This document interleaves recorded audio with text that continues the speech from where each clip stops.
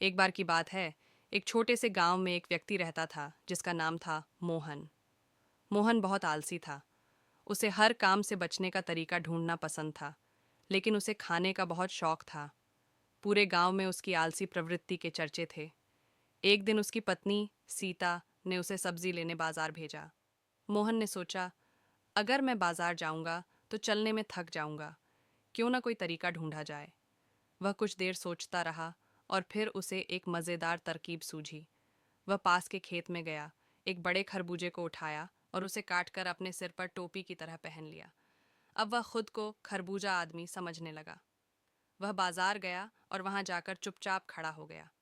जब भी कोई उसे देखता वह कहता, मैं तो खरबूजा आदमी हूँ, मैं सब्जी नहीं खरीद सकता।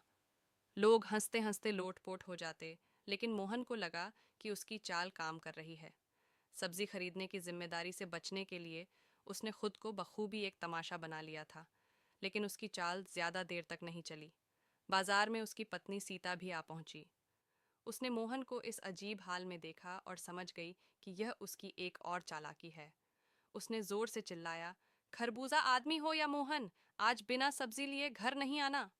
मोहन ने मजबूर होकर खरबूजा उतारा और सब्जी खरीदी। उस दिन के बाद से गांव वाले जब भी मोहन को देखते उसे खरबूजा आदमी कहकर चिढ़ाते और मोहन चुपचाप मुस्कुराता रहता। इस मज़ेदार घटना के बाद मोहन ने यह तय किया कि आलसी होने से ज़्यादा मज़ेदार और उपयोगी काम करना है। अब वह न सिर्फ काम करता था, बल्कि उसे मज़ेदार तरीके से करना भी सीख गया था।